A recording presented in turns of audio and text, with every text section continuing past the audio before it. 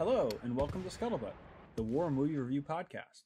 We're happy to have you with us as we take a look at films from the dawn of cinema to today. We aim to provide a raw and unapologetic review of each film's cinematography, historical accuracy, and delivery. In the process of analysis, certain details will be revealed. These spoilers are only divulged to ensure a fair assessment of each film. This week, we're headed to Ireland with Ken Loach's 2006 Irish Civil War epic, The Wind That Shakes the Barley. The film, which takes its title from a 19th century Irish rebellion song, follows two brothers' paths as they are swept up into the midst of the Civil War. As always, I'm joined by Mike B. Hey. Nate. And myself. Sorry. So guys, I was late on the high. How are you doing? Yeah. I was trying to think of something witty and funny, and I was trying to think of something Irish, and then I was like, no, everything's insulting that's going through my mind, so I'm not. May the road rise up to meet you. Yeah. Of course. Well, although growing up in like North Carolina area, hearing Irish accents, it's not like it's funny. Like I've read reviews of people saying I can't understand anything they're saying. I'm like, this is nothing compared to mountains of North Carolina. You're fine. Well, and I'm on the other end of the spectrum. You ever go to Boston? Oh, yeah, khakis. Yeah, fucking Southie that's not even it. I know what it sounds like. I just can't do it. Yeah, Mark Wahlberg, but worse. Like, where the fuck is the clicker, you fucking cocksucker? Well, I'd say Baltimore is a lot worse than anything. True, but for Irish go accents, down to the ocean, Massachusetts is the staple. Well, no, Baltimore is where they sent the Irish.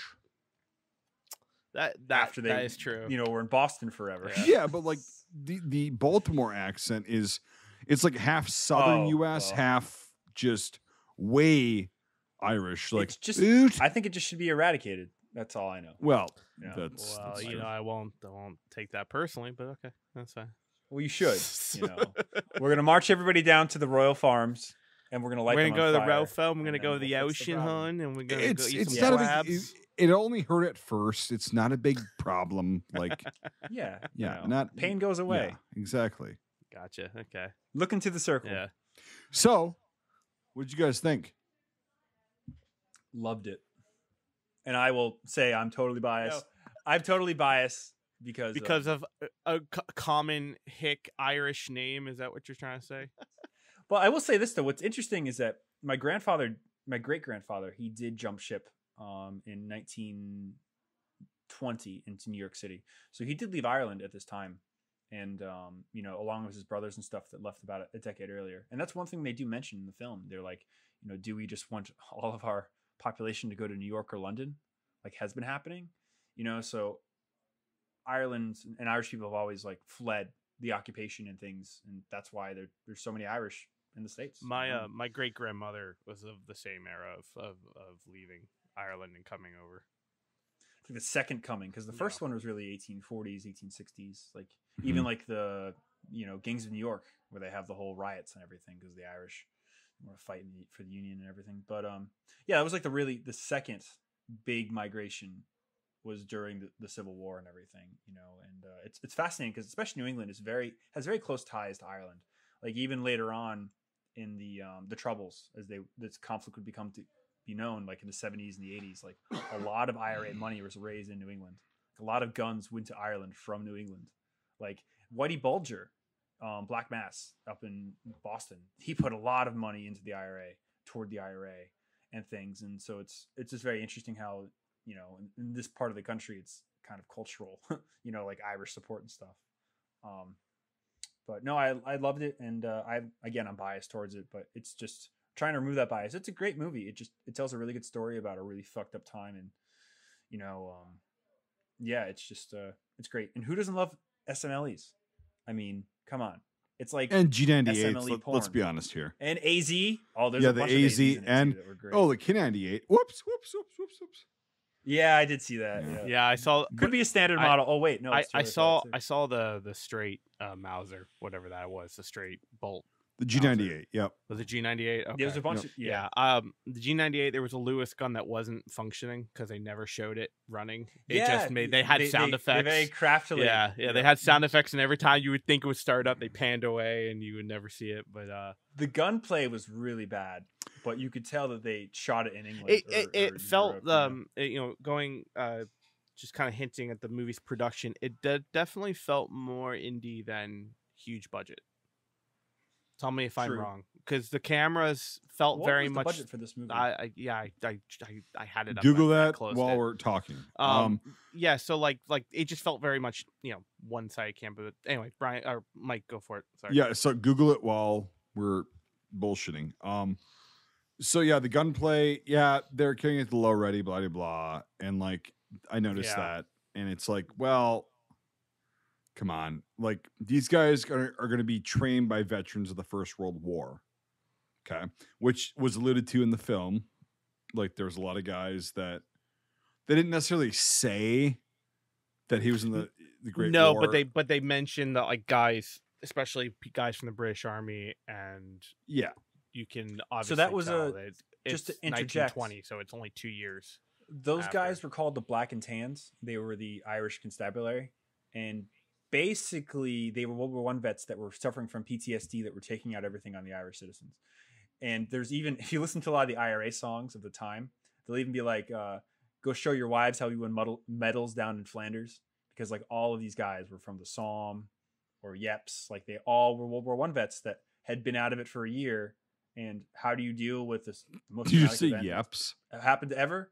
Yep, yeah, I'm gonna fuck it up. Or Yeeps. Eep. Eep. I fucked it up. Oh, Yeep, that's right. But they just came out of this horrible event in their lives, and they have all this aggression, and they don't know what they're going through. So they literally thrust it all into the population of Ireland. Yeah, but don't you think that's a little bit of a really big like over exaggeration of that? No, you don't think so? From what I know about reading into it and stuff, no. The Black and Tans were known, and they were called Black and Tans because they would mix the uniforms, because they would have like constabulary coats and British wools. So they would, a lot of times they'd have tan pants or a tan top with a black bottom, and that's actually where the Guinness drink Black and Tan comes from the Civil War, where you have the Black and Tans. But no, they were known to be pieces of shit. And it's kind of like when you go to Europe today, you'll be like, well, when the Americans lived in my village, they came right over there and they were so nice. And you go to like places in Ireland, they're like, one of those fucking pieces of shit from the Black and Tan killed my grandfather in the barn over there. Like there's a lot of resentment still in Ireland. And just something to put on. And the last thing I guess I'll say too is that, so this movie takes place in the South, County Cork, which is the southernmost province of Ireland. And it's pretty interesting because usually most of the conflict that's happened in Ireland is in the north, around Northern Ireland, Belfast, everything up there. So it was very interesting for them to take a narrative from the South, like really deep into the island, the Isle of Ireland, which, has not really seen a lot of violence since the 1920s because of it's just in a part of the country that is safe. So it was kind of cool to like see a narrative where they chose a place that is traditionally like, not violent during the era, but they show how bad it got. So I thought it was kind of cool. Just so that my geographic location is correct, Dublin's in the north of Ireland, right? Dublin is in the center on the eastern coast, or not the coast, but like it's the center eastern bit. Okay. County Cork's all the way in the south. Yeah. Belfast is up north. I know where County Cork is. I just was confused of where it was in relation to Sean comes from County Cork. Oh, really? That's where his family hails from. My family all hails from Belfast. Up that way. It's funny. It's funny though, going into the history. I know the very basic. Again, it is probably, I probably know more of it in terms of another country's heritage. In terms of another country's heritage in the 1920s, I know more than most. Just from my own personal fascination with it, with my family, but also the 1920s, 1930s, 1940s are my biggest kind of like keywords of learning a country's history. And so it was very, very funny to go and look at this movie 10 years after originally seeing it. And, I'd seen it when I was maybe about, I would have to say maybe about 19. So, God, actually more than that. Holy crap. More than 10 years. So, boomer. Shut up. So let's say 13 years ago. I definitely found it a lot more slow pace, a lot less wiser, not much shooting. I don't understand the politics. I don't understand the rage. I don't understand like this kind of, politics. I vaguely understand it, but I didn't know it. Now going back at it as now a 32-year-old, it's like it very much resonated differently with me. In I guess because I understand the history a whole lot more, but also the fact that it felt, I don't know, just being older, being more ingrained in politics and stuff like that. It very much resonated more with me, and it was very interesting also as well with the political climate of the 1920s within Ireland and that whole thing, and knowing more about it. The other thing that also very much made me enjoy this movie more, and this is just a guilty pleasure, is that coming off of Peaky Blinders, to mention another show, it's really funny to see. Oh, shut up! I love that show. Don't talk ill. Okay, Cillian Murphy is fantastic, but it's also really funny to see another IRA actor in this movie is playing an IRA member in Peaky Blinders, and it's also very funny to then also notice how many Irish actors there were that were prevalent in 2006 that are also that either you didn't realize were actually really Irish, or they go on later to play bigger, more supportive roles. Like there's a lot of actors I thought were English. Game of Thrones. Well, Game of Thrones, the one guy that plays the pirate. It's the Onion Knight. Patrick, I can't remember his name. He was in Centurion as well. I was so surprised to see him in this. I was like, holy shit. The one I was actually thinking was the guy who played the brother, Teddy. Was that the? Oh yeah. He plays the one I know him from. He plays a Templar Knight in Nightfall, which is that kind of B-rated historical show that was taken over by Netflix and only had one more season because it had Mark Hamill and all that stuff in it. I thought he was an English actor. I had no idea he was an Irish actor. And then I looked up his name and I'm like, oh, that's definitely Irish. It's like Patrick O'Hoarihay or something like that. It's like, why are there apostrophes over the O's? No, seriously, he's got like apostrophes like all over and stuff. And I was like, okay, that explains it. But it was very funny to see all the predominant Irish actors of the time that you see later on in their film career as either playing more Irishmen or all the Boston movies or gangster movies, and or playing other IRA roles in the future. So it was just very interesting to see the juxtaposition, and then also to actually hear Cillian Murphy not speak like an English gangster. So that's also very interesting. He's great in this. Yeah, this was an early role for him, or I'm not. Mid role. I mean, it's post Dawn of the Dead and post Scarecrow. Oh, that's right. Yeah. This is also post 28 Days Later, right? Sorry, that's the one I meant to say, not Dawn of the Dead. 28 Days Later. Yeah. Sorry, it's 28 Days Later and post 2001 Batman Begins for Scarecrow. I can't say how much I love 28 Days Later. Such a good movie. Yeah. Sorry, I always confuse Dawn of the Dead and 28 Days Later because I hate horror movies. Well, they came out such the same. It's funny. I hate horror movies too, but I like both those movies. Well, I like the original. I like them. I don't focus on horror movies. So yeah. You're stuck in a mall. It's 1978. Let's go to the gun store. It's such a fucking. Anyway, to bring it back to Ireland. Sorry, Mike B, you're sitting there giving me a face when I say Peaky Blinders. Oh, I'm actually not. Like I'm actually just making sure my shit's recording. The overwhelming theme I got from this was, well, Great Britain in all of her glory. Right? Great Britain overextends and oppresses a populace, and they get upset and they take up arms.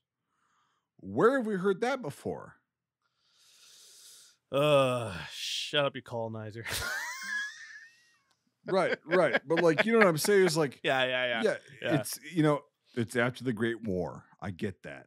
And these guys that they send are veterans of. Imagine this. Imagine surviving the Somme, surviving through to 1918, the armistice, blah blah blah. You get sent back home. You've got problems. You wear the ribbons on your chest. Fun, and you get killed by Irishmen, who you probably fought with in the trenches. I got to look it up, but I think like 20 or 30,000 Irishmen died in the trenches of the First World War. There was a very considerable number of guys. And they come home and then, here's the guys you were fighting with. Last year, now, you know, Now you burning your house. They're your now enemy. now treating you as a second-class citizen, you Right. know. Now you're the enemy. Yeah. Yeah, you know. Yeah, that opening scene of like, you know, you can't play ball, you know, and then like the whole like, you know, tearing them down in terms of characters and you know, don't look me in the eye and strip them down and don't speak in that, you know, donkey tongue. Gaelic. Yeah, like speak Tonky tongue. Well, it's never like Wow. it's never like the British ever have done that before in any way in any of their colonies. Like they're always very respectful and they're always like they're there. To yeah, look at all enforce the those law. museum pieces they're keeping on display, you know. Perfect. Right. So it's like, here's the thing is like, with that kind of shit, that kind of behavior and like those kind of orders that you're pushing down to these guys. Well, like I've heard a lot of Vietnam vets say, we made our enemies. We created them by the harsh shit that we did. And this film actually does a really good job of showing how you create enemies. Like, oh, we're going to be just like fucking brutal and go in and whatever. And so it could have been watered down. It could have been overdone. Who knows? But the fact of the matter is, Irish people at this point felt the need to take up arms and rebel against their government, the British government. It's like, well, there's a lot of parallels to the U.S. or the colonists at that point. But like, there's a lot of parallels drawn to that. It's like, well, if you oppress people for so long, they're gonna snap. And this is a long time in the making. I get it with Ireland. I understand that. Hundreds of years. But it boiled over in the 20s, in the early 20s. And yeah. It was like a It's, tinder box, you know. It's like that one well- little spark just goes whoosh, you know. It erupts it. It's funny because Ireland is a strange tale because it's the only Western nation that has been like subjugated by other Western nations. Right. I mean, even going back to Blazing Saddles, which was a great comedy.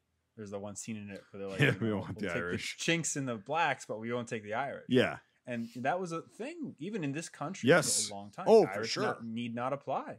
And it's just funny because, you know, Irish people are a Caucasian nation. So you think that traditionally they would be favored over other minorities and things, but people fucking hated them. Oh, yeah. Catholics and things, and that's what has a lot to do with it. Religious sectarianism. That's the other thing too I liked about this movie is that they didn't get into the Protestant versus Catholic divide because they're in the South. Everybody's a Catholic. Yep. No, that's not a thing. It was nice to see it's horrible to see what they showed because it's Civil War, but it's nice to see some of the religion taken out of it because you always hear about like, I will agree with that. oh, Yeah. those you do have the one church scene, but it's like, well, because they're all going to the same church. You know? Yeah, Like, but then that's it not shows like two different sides. right, but fighting, then so. it shows the influence of someone's personal belief who holds a religious position could also influence something that they want. I thought that was very Yep. interesting to show, like, you know, the priest's own politics using religion to influence his Right. belief, and that was very interesting. And now, granted, that was probably the popular position, obviously, to take, but it was very it's not the interesting popular. to see. It's a safe to see him position. It's a safe position. Okay, Yep. yeah, that's a Yep. better term. Yeah, it was very interesting to see someone in a position of the religion to then speak on Right. politics. sad. But it was interesting because I didn't grow up with any predominant religion, you know, within my family, so that's kind of new. That was new to me to see. So it was something very interesting to me. It's sad because, you know, at the end they fought for their independence and then they get into the Civil War for 4 years because nobody, you know, agrees what to do because they lose the North. They lose 6 counties of the island and people don't know what to do about that. And they're all fighting. And it's just, I like how they showed that in the movie, you know, there was like, oh, we're on the same side. We have one enemy. And then it's like, well, now we're enemies and we're fighting each other. So it's really sad what happened because like they fought for it. They got it. The Brits were like, fine, we will give you independence. Oh, by the way, you know, so it's like, A lot of caveats. it's there. just, Yeah. yeah, you know, and it's like, it's just, you can say a lot about it, but it's just sad because they got to this point where they were going to have unification, and they didn't, and it literally was another 70 years of bloodshed, and there's still bloodshed today. I mean, a friend of ours was showing us this thing from after the Good Friday Agreement in the early 2000s. These Protestants were throwing urine-filled balloons at Catholic kids trying to go to school in Northern Ireland.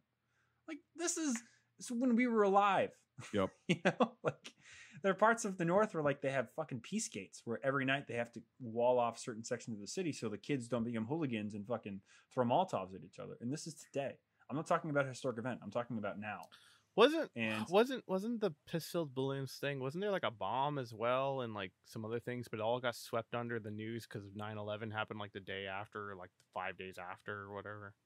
I'm not well spoken enough about it to like say that, but it was right around 9/11, yes, yeah. And it didn't get a lot. I think we talked about that at one point, like over last year, and I think that was why it got swept under the rug. Because I was like, I've never heard of this, and our buddy was like, hey.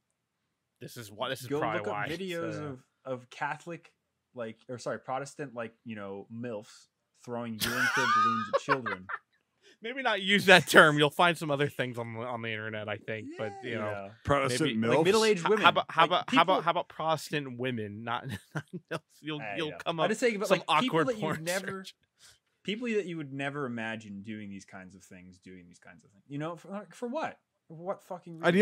Ideology. That's the thing. Oh yeah, no, obviously, but like 100 years after, we're talking about this church figure being divisive. Like, well, take that. You know, I mean, there's a thing in Ireland. They say 26 plus 6 equals 1. 26 counties in the south plus 6 counties in the north equals 1 country, but they still don't have that. Yep. Brexit kind of gave it to them, but I can rant forever. But no, forgot the original point. History rambles. That's what happens, especially when you talk about something you like. in terms of I guess how you like the movie, Mike. I mean, like what was something that stood out to you? I like the fact that like they showed like the IRA in its infancy, right? Mm-hmm. And the fact that they were guys that most of them did not have training. Most of them were not veterans of the First World War because, again, like Brian said, there were only a certain amount of volunteers that went there.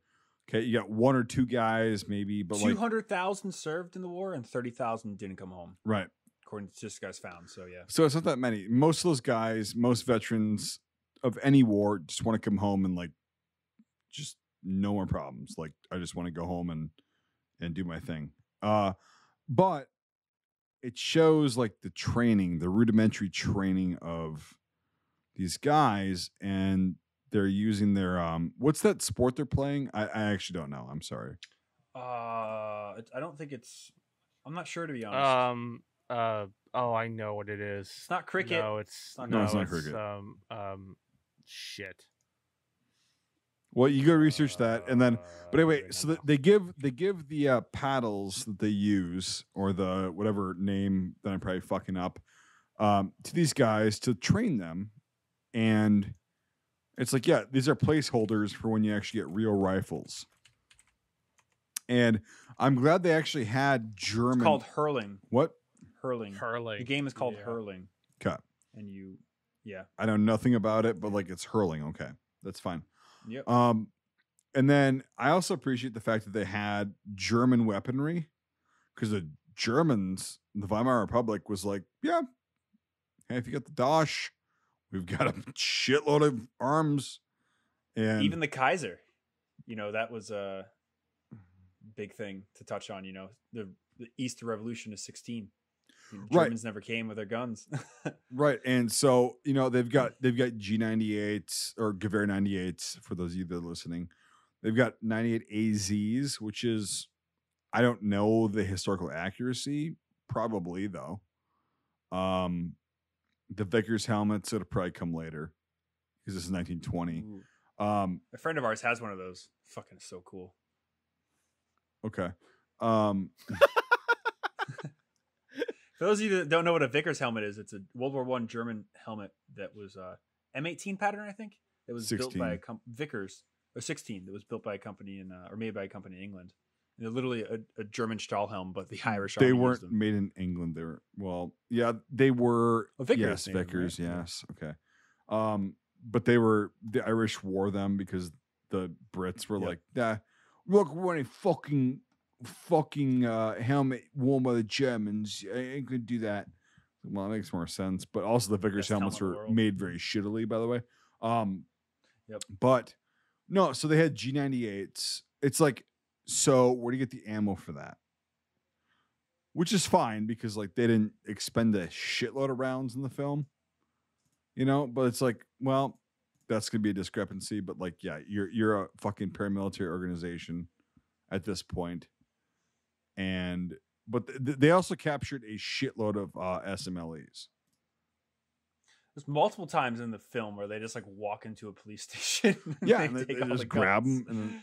But they yeah, never show them like, grabbing the ammo, which is that's heavier than the fucking guns. If you look at this one scene where like they have all the bandoliers over the guns, I thought it was kind of interesting. What what was that Webley snub nose thing? Like, it's a Mark IV. Mark IV? Yeah, it's a Mark IV. Yeah. Yep. I'd never seen one That's that short before. No, that's a Mark IV, They're- and that's why they didn't have the velocity and the range. Right. They still fired the It's 455. the Boer War era one, or there was the one between the Boer War and World War One.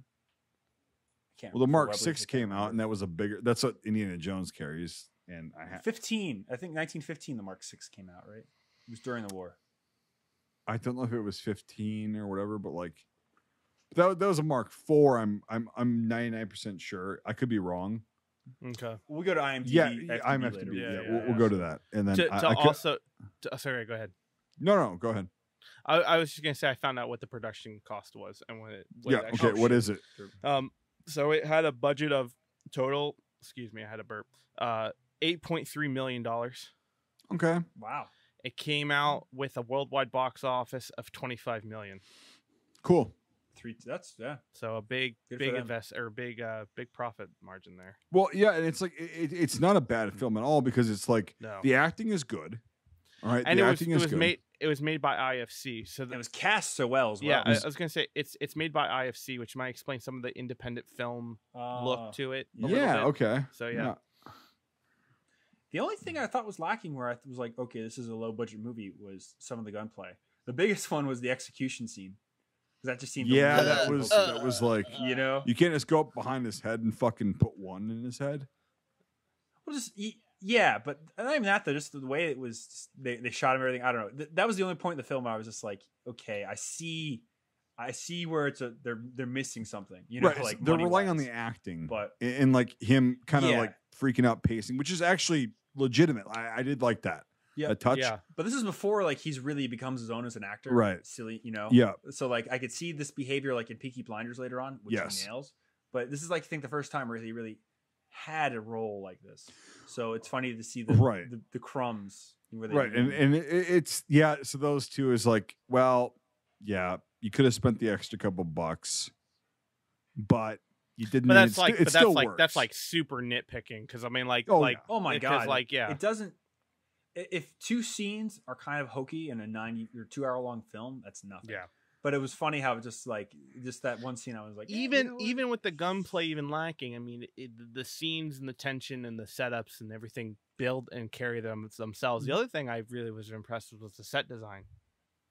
Yep. Yeah. You know, the buildings, they're all period looking. And even in towns when they have it all this, I didn't see anything out because normally I look for that stuff because I'm a nerd. I was looking for like, you know, telephone poles, street poles, stuff that stuck out in the city. guy driving around a Prius. Right, yeah. Like nothing poked out. At least the first page. Now I'm sure if I scanned it frame by frame, I could find something. But in terms of the first initial thing, like that kind of kangaroo court with well, the guy called it kangaroo court. It's not really kangaroo court, but where they did the Irish, they's like you need to pay her the money instead of vice versa. Like when I was looking in the town scene for that and seeing if there's anything that stood out, and I liked it, but I couldn't see anything.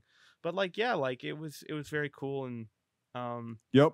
yeah, I got the sets were sick, even the burning. But I one of the things that I can tell was kind of like a lower budget indie film, at least to me, is, and it could be just the nitpicking that I'm picking out, but when a shot holds for too long, almost like trying to get all the action, to me, it and I can understand this on this part. It was like when the house was burning down, they kind of held that shot long. Also in the beginning when they're stripping them down, it seemed to be all from one take and one angle. It seemed very much of that one side, and that just comes from like, hey, editing projects like I am now, I understand why that probably was done, because they either didn't have a continuity different angle, and or the house is more burned before they could set up for the next shot. So it's Right. that continuity thing. So again, that just comes down to how many cameras you have on set, how many cameras you have on coverage, because they might have had the second camera covering Killian and everyone behind the wood line, you know, prior to the burning, and then focusing the second camera on the house. So there's just a lot of things that I could notice that if they had more budget or more cameras, it's like they could get more and more of that kind of angle and that closeness. But again, that is super nitpicky and super just, you know, fine tuning. I love just everything about this movie all the way around. To just touch on that quick. So yeah, I like the cinematography a lot in this film. I think they really fill the frame, you know, how they should. But there were a few scenes I kind of liked it, and I kind of what you're talking about, Nate. Like, you see one in the beginning where they're stripping him down, and they're like, "Look down, don't talk to me." Well, that whole interaction between the guy speaking Gaelic and the one tan and black and tan guy like happens out of frame. Yeah, Because, that's like, what I you look mean. like And that he's looking, the guy's like talking to a guy out of frame, and I was like, "What the fuck's going on?" But then when I noticed what they were doing, I thought that was kind of cool. Because like it's very early in the film, they're trying to show that his convictions are growing. You know, he hasn't really picked a side yet. So I thought that was kind of cool. It was like you can see the guy yelling, but it's happening to somebody else. You also were focusing on Killian and the guy who was speaking Gaelic and not English. So like it's letting you focus. So I understand why they did it, and it didn't take away from it. Those complaints that I just made, they don't take away from it. It just was like an interesting. Kind of like what you see in kind of more lower budget films, and that's not. It's just an observation. It's just an observation, Yep. But I like what you mean. I like what you're saying though. Other times, I think it would be a cheap trick, as you said, like, oh fuck, we didn't use camera 2 for this scene. What are we going to do to make it work? But I feel like it was done on purpose here and in a good way. Yes, I agree. Just like any other time, I'd be like, why are you talking off frame? Mm-hmm. But I'm just like, oh, it's just interesting, you know. There was some thought that went into this. So, but 8 million. What was Midway? Oh God.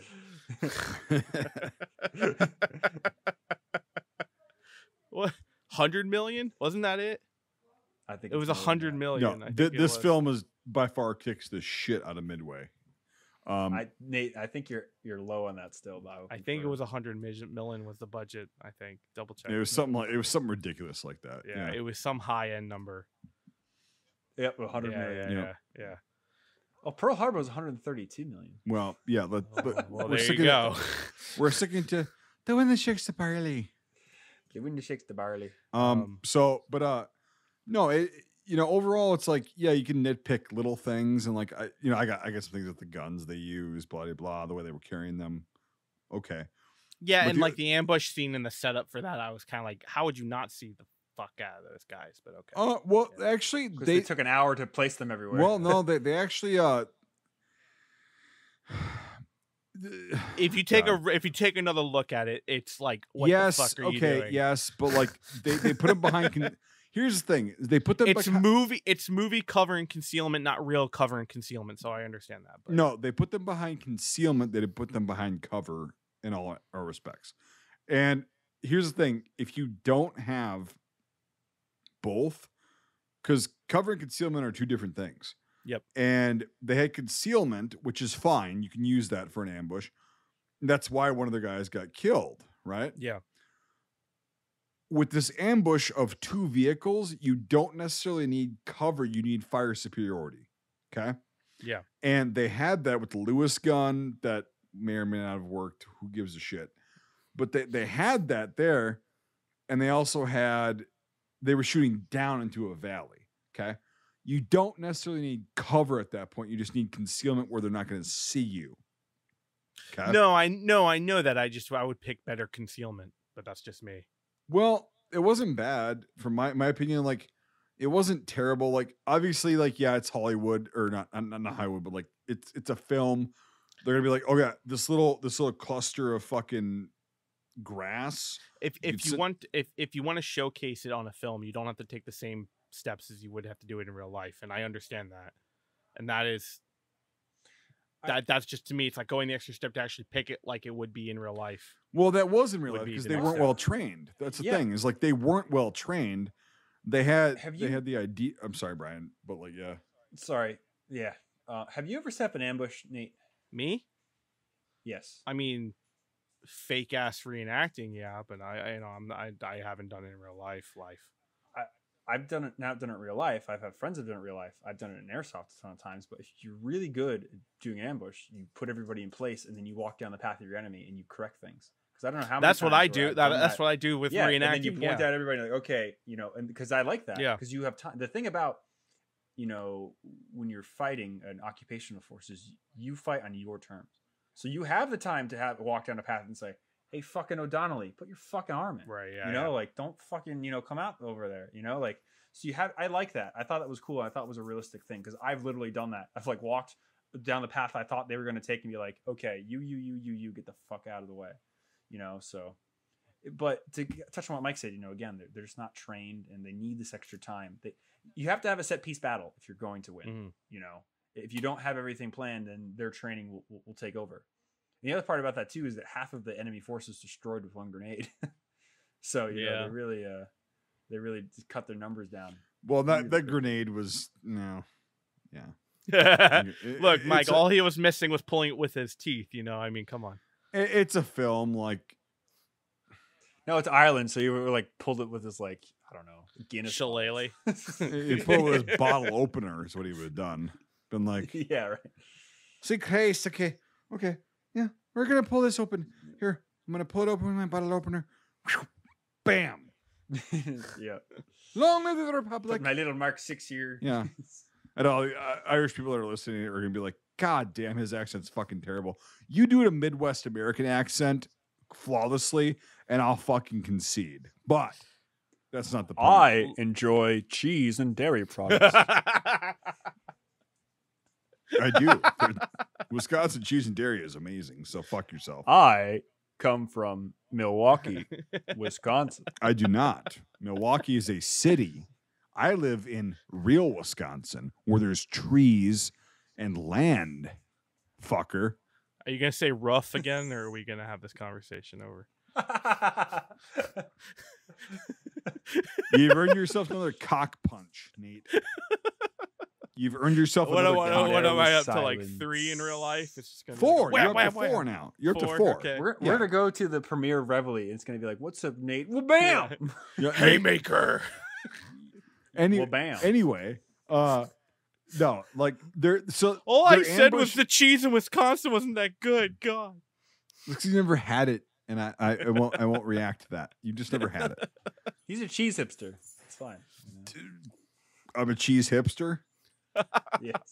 The best you've gotten is Vermont cheese, and it's like okay, it's okay. Well, luckily we have you on bagels and pizza and deli meat and good Italian Who food. gives a fuck? Asian. Who gives a fuck? Vietnamese. We've got the best fucking dairy products in the goddamn continental United States. Well, actually, no, the United States. The United States. So, fuck yourself. Fuck Vermont. You guys are okay at what you do. I don't want you to stop your production, but you're not the best at dairy. But anyway, we're getting off topic here. Well, I was just trying to do a correct Minnesotan accent. Yeah, Minnesotan accent, No, to tell you the truth, bud, we've got some pretty good dairy up here. Wisconsin does are a little better, but yeah, I don't want to talk too much trash on my fellow states here, bud, but yeah, Wisconsin, they do their best. They do their best. Yeah. Oh yeah. I can't wait till you go to Ireland with your fucking Minnesota accent. No.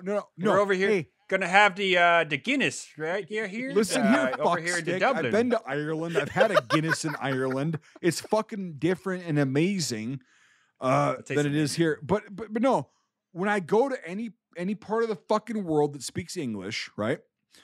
First, second, third language, they can understand my accent. They start speaking Fargo. No, they can understand my accent. They understand everything I'm saying because I fucking enunciate. I'm very clear.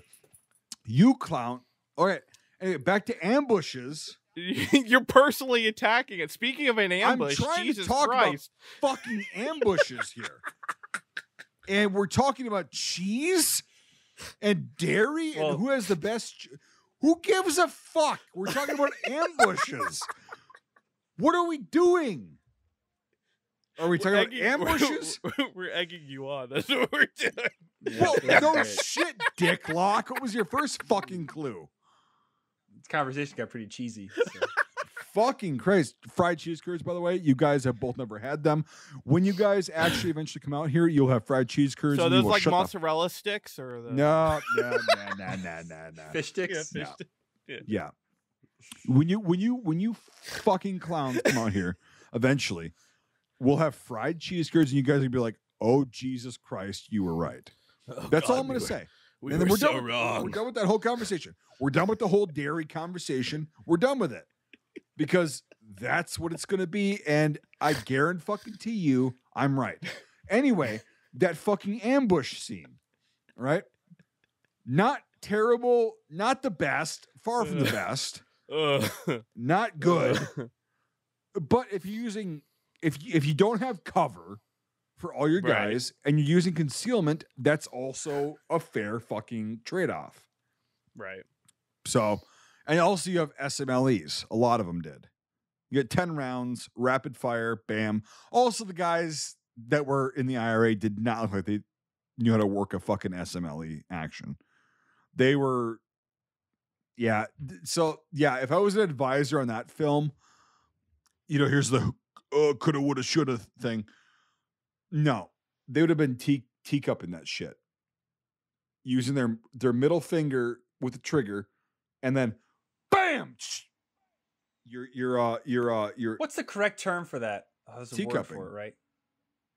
No, sorry. That's the first time I've heard that. I've heard another word for it. I gotta remember. Yeah, but like battle sites or something. But there's a. Well, that's what you do in the Mad Minute. Like, so with an SMLE. I was going to say the Mad Minute. Yeah, but that's one thing I know. But about like, that. But there's an actual term instead of teacup. There might be. Yeah, and I don't know. But like, it's where you take you're using your middle finger as your trigger finger, right? And you've got your index finger and your thumb on the bolt handle. And as soon as that thing goes off, you go bam, and you use your index and thumb to go, and it's done. Because it's a light action. Yeah, it's incredible how fast you can shoot a landfield. At the same time, they could have been going on the same thinking that I think that you were going on a little bit earlier, Mike, about them not being trained with being familiar with that weapon system. Now right. The World War I vets, and maybe like if you said like 2 years later and the same character is going out the same thing, then yeah, I think they would be more proficient on it. But in terms of like the kids with the shillelagh sticks, like, you know, learning and they get an SMLE, it's like, you know, I don't know, they're not shillelagh. Well, no, and here's the thing is they actually did do a good job. Hurling stick, no, thank you, yeah. They did do a good job in the film of showing guys that stick. Fucking hell. No, literally what you just said is exactly what they showed, and that's actually not inaccurate in my opinion. Of like, no, and I thought that was a very good test. Yeah. I thought it was a very good outlook on, or not outlook, a very good example of them not having enough supplies and getting familiar with the tactics and how to operate a weapon. They're working without with what having they have a weapon with no knowledge, right. and yeah, and that's that. Because here's the thing: is like, I mean, I could go grab my SMLE right now, and when I first started shooting bolt guns, that's what I would have done. Okay. Right, yeah. And whatever, but like, you'd think that there was at least one World War I vet that knew that trick, teaching them. But again, they're in the very southern province. They're in a very southern province, and who knows? Because there weren't a lot of Irish vets from the First World War. And again, with them cutting from the guy when he shoots his, and in their terms, shoot my fags, get my fag pack again. It's like, you know, we could just assume they probably showed them something like that with the cut, and then the training keeps going. So like, again, like, so I think it'd be very, I think it would be very cool to have that in the film, but we could probably assume that they were teaching them all the tricks and tips that they could of the weapon system as they were being. Well, that was also a guy that was a very good shot and used a G98 to make that shot, by the way. Oh, sorry. I thought that was with the SMLE. No, that's a G98. And which is fine because that's also a fantastic fucking rifle. I've actually never fired the G98. I've only fired a K98. Roller coaster sights. Yeah, I've never seen one actually. Well, again, we'll get together eventually, and you can. I love my SMLE, my World War one. I love that. Yes, it's a fantastic sight, and I love that. G98s are pretty comparable. They're a lot heavier and longer than a SMLE, but they're really nice firearms. They're people always talk about K98s and stuff because of World War II, whatever. But G98s, they're really, for what they are, they're fucking cool. Do you like the sight picture on the World War One SMLE or the World War II one better, Mike? I like Ghost Rings better, so I like the number 4 sights better. That's the sight that goes up and down, right, with the elevation. Yep. Yes. Right. Yeah, I like that sight better. Peep sight, but it's also on the rear of the receiver. It's It's not on the fucking barrel. Right. I like just like an M17. Yeah, I like a short eye relief for my rear sight. Same on a rifle. That's just personal preference though. Like I can hit shit with my SMLE, my number 1 Mark III. Same Star. with me, yeah. I can hit shit with that. It's a great rifle, but like to get the minute measurements, I prefer the 4 sights with that better. Well, you don't even need that. Yeah. Like my first deer rifle ever in the world was a Canadian number 4 Mark I Star, Long Branch. Long Branch? Yeah. Nice. Canadian. And that thing is like my best shot in the world. I'm not going to say it right here because it's a long story, but like my best shot that I ever took deer hunting was with that. However, I've taken some pretty good shots of the K98, which has a long eye relief. Yeah, you know, like although I hate the post the fuck. Well, it's a battle sight. That's the problem. That was what I'm saying. Thank you. Before we move on, so Nate, do you know there are minute adjustments on an SMLE sight? There's a little wheel on the right side, or the rear 4? side. The three. Yes. There's a wheel on the left right and right side. of adjustment, right? Yep. Yes. Yeah. If you turn it and you don't push the button, each turn is 50 meters or something. It's very small increments, but they actually there's a way to fine tune an SMLE rear sight, or both. But if you look, the right side, there's like a little scroll. I'm gonna have to go get mine after this and go fuck with. You have to look it up, but yeah, you can use your thumb and you just very carefully you can turn it. And Yep. It just pushes it a little bit. I didn't know that. It's like very incredibly. I didn't know about it too until I really looked into Leanne Fields and stuff like 2 years ago. But there is a fine sighted judgment on a number 3. It's just very hard. Number to 1, use Mark III. Yeah, but it's an SMLE. Yeah.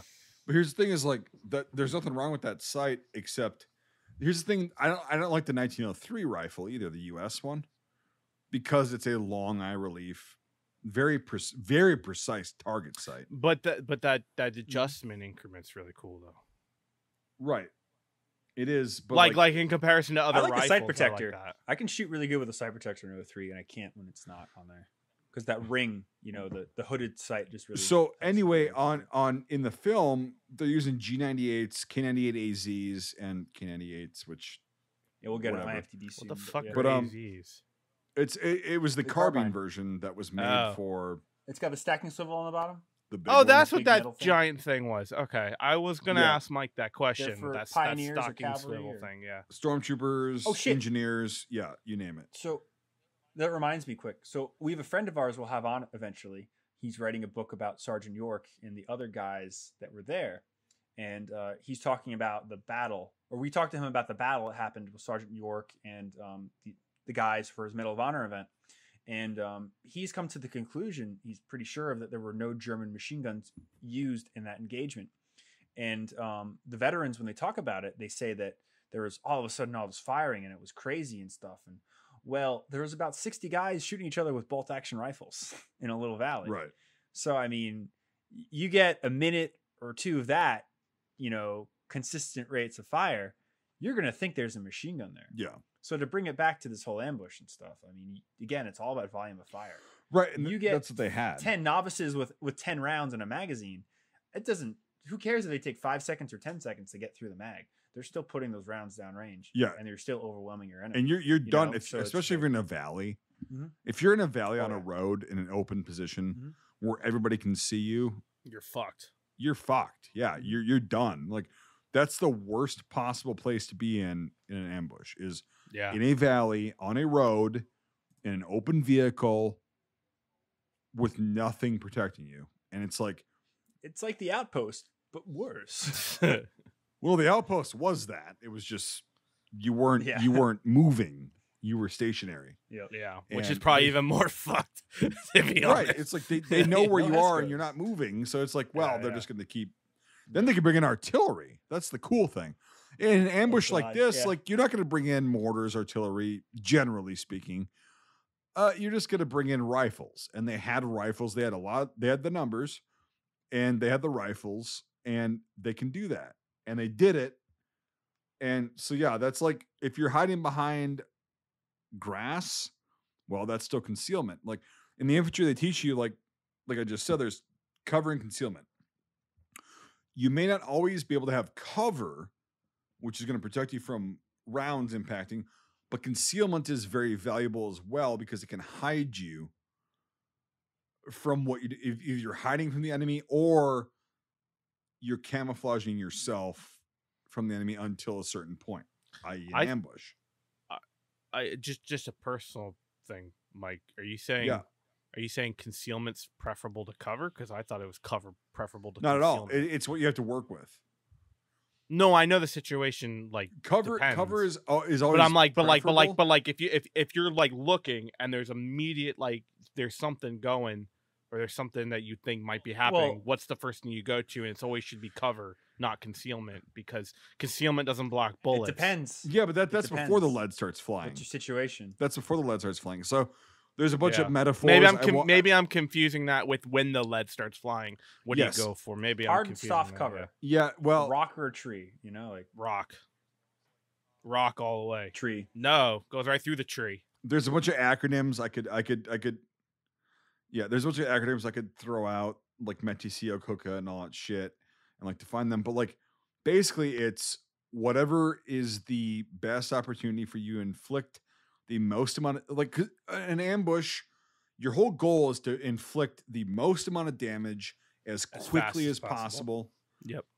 And that's it. Like that's it. That's why they open up. Like, I think they opened up in the film. I forgot with Lewis. They opened up when they opened up when Teddy one-hand revolvers. Yeah. Okay. So that was the initiator. The dispatch But rider. then the Lewis gun opens up, and they've got it. Ideally, they should have a direct fucking line of fire, because that's your most casualty producing weapon is your machine gun, right? Yep. And LMG. that goes off. Yep. And then you got your rifles, and bam. So they didn't necessarily film this the best way, I think, but the ambush was set up the best they could, because if you're all behind cover, you're also not close to the target in this case. Yeah. And so there's a lot of factors that go into setting up and planning an ambush.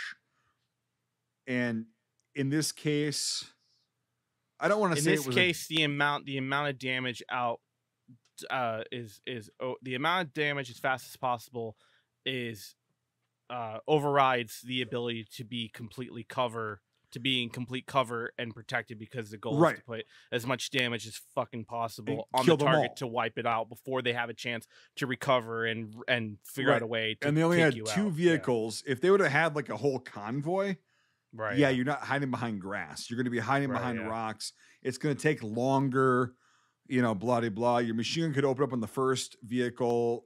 We can go on this for hours. We can go on a huge tangent. Yeah. But no. So the way they set that up with knowing that only two vehicles are going to be there, it works, because then the guys that are behind concealment still have a straight line of fire, and they can also stand up after the initial volley, blah, blah, blah. So I don't think that ambush was totally fucked in like the way they presented it, like they laid it out. I don't think it was that bad. No. Of all the movies we've seen, I don't think it's a bad interpretation, as well as the fact that I don't think they had a working, accurate Lewis gun to showcase. So they did the best they could with what they had. The last factor to take into here, and this is, I think of Fury when I talk about this, but like there's a scene in Fury where they're attacking the tree line where they have an anti-tank gun and stuff. Yeah. And they have Shermans going rescuing the doughboys or whatever, which they never called them that. But so they're going through the field, they pick up the guys. All Shermans are like 5 feet away from each other as they're going through the field. Now in reality, would that happen? fuck no. You'd have like at least a football field between. Oh, we've Shermans, talked and about you wouldn't this. be going that slow. Yeah. But Yeah. what I'm saying is that the reason they did that was because that's how they could have gotten it on frame. That's how they could have And shot. I it. think I said that at the beginning of this whole conversation was the way you have to interpret it did? on film versus. Oh, okay, yeah. So again, just to to cycle it back to say I'm not like I just wanted to like so. Yep. I think they did a pretty happy medium of just like realism versus okay, people are in frame, because that's the thing that I always have to remember for myself, because as I do films and stuff, it's like, okay, this is cool and it would happen XYZ, but a camera can't see that XYZ. So you have to play the game of like, making it work. And I think that they did a good job of that here. And I would think I would say they did a better job of making it more realistic than like getting it in frame, because they also showed, hey, you go here, you go there, and then they showed a wide shot of like where the guys were, and the hand signals to let you know where each element those was were within the fucky. scene. It's but like little training. So yeah. Right, but then to showcase where all these elements are within the scene, so you know where those individual parties are, so you have a sense of the placement and the actual where and what's in the scene and the whole entire general reason. That's why I think this ambush was a lot better than is shown in a lot of films. Yes, especially a hasty ambush. That's what this is. It's a hasty ambush, and I won't get into like the nitty gritty shit because it takes forever to like exactly but it was a hasty ambush and they filmed it well and it went off and they still had a casualty. You're gonna get that in an ambush. You're gonna suffer casualties, like they're gonna shoot back. Ideally they won't, but it's probably gonna happen. And so this film actually portrayed like a very hasty ambush with very poorly trained individuals quite well, because they laid the fire on, they did their thing. It was over fairly quickly too. Mm-hmm. People get shot pretty quick. Yeah. It's nice to see in a movie, Right. Yeah. Cause like that's the thing is like in films, they want the firefight to just be over like this. What's a firefight? Because guns are cool, right? Especially modern guns, and you want to see modern guns shooting all the time. But in an ambush, usually that fire is done pretty quickly. 2 mags, maybe. But a firefight lasts fucking hours, days, like whatever. But so overall, the actual ambush scene, like the build up, the execution, the aftermath, I'd give it like an 8 out of 10 for being pretty good. Just that scene alone. Just the scene alone. Okay. Just the scene alone. Yeah. And if you look for this movie, that's the most watched scene. Oh, is it? Go to YouTube. Yeah. Everybody's like the one that shakes the bar, the ambush, because it is one of the better scenes too for the Irish Civil War, like as far as SNLEs and stuff. Yeah. And so it is like the high. It's like a gold standard as far as like combat for this war. That scene. I have a question, just I guess to kind of change pace. In terms of Irish IRA movies, how many other movies have you seen of? I know IRA still spans till even now, but I mean, where does it?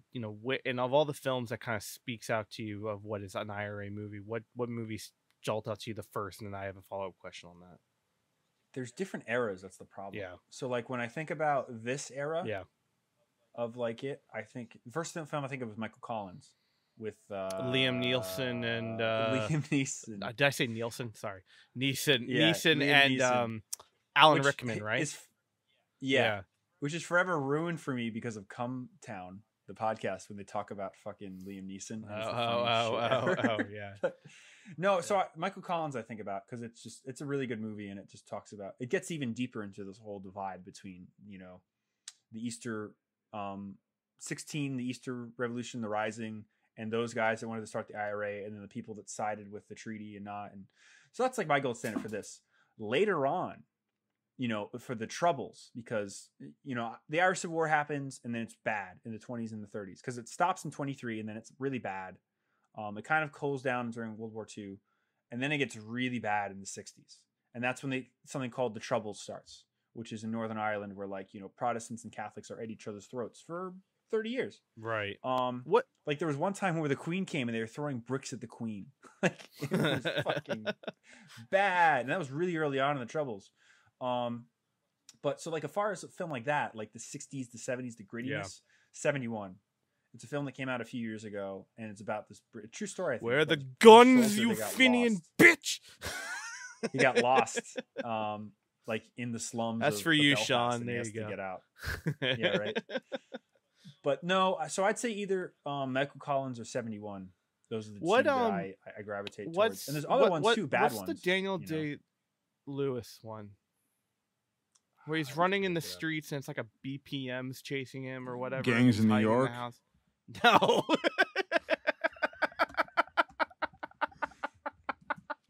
First IRA movie. That was a joke. The name of the father.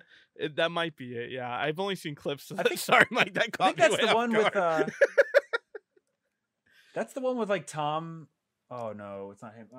Brad Pitt, and he's got like an AK and he's shooting up bombs. Yeah, I think. Yeah. So. No, I don't know. I don't know. I've only seen clips of Daniel Day-Lewis like running through like the alleyways, and he's like running, and then he starts like a riot, and there's like this whole like thing with it, and I don't know. Someone will probably say. Yeah, it is. Yeah. There's a whole scene in the beginning where like fucking gangs. Brad Pitt just like guns down a ton of people. It's like a good 5-10 minutes of combat. I mean, technically, there's an Irish presence in that movie, Mike. So you're not wrong. So that's a great fucking movie, by the way. It's a great movie. Well, I was gonna mention it earlier when we were talking about the riots, because again, we always go back and forth about like what's the beating. Technically, that's a Civil War movie because it falls under the riots that happened during during this. Yeah, exactly. You know, so a great film. So I've been to the 5 points too. Listen, or whatever. I don't give a tuppeny fuck about you moral conundrum, you meat-headed shit sack.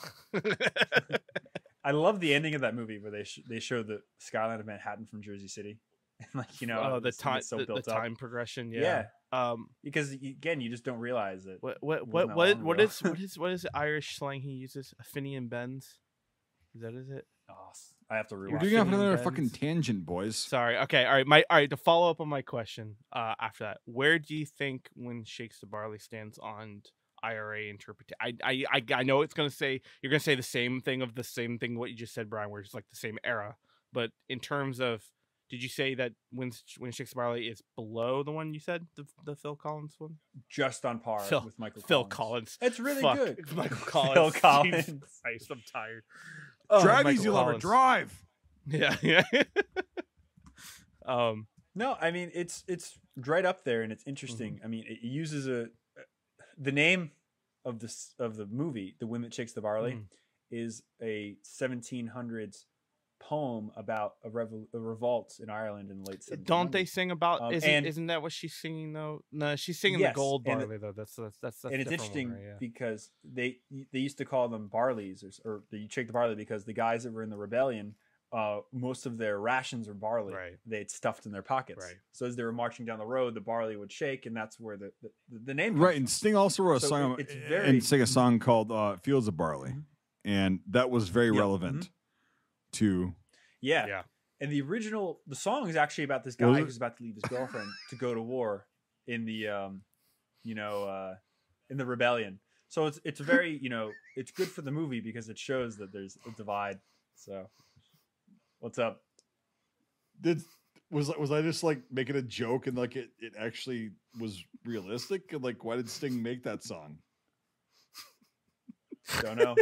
Yeah. Okay. There you go. Yeah. Okay. All right. So, just get another soundbite. Yeah, it's Fields of Barley. Good tune, by the way. It's very kind of depressing, but like, yeah, it's just a good movie. Yes. And it has more combat too from the era as well. Yeah, it's very. They didn't overdo it, I think, on the combat, which is good. Like, no, it had a good amount of combat and political. I would say it does a very good job. This movie, we'll make sure we say that when they shook the barley, it's got a very good. It does a very good job of trying to put you in the shoes of someone of that time period with the political strife of that era. Yeah. Because it's something that we don't understand because we're not in that era. So we don't.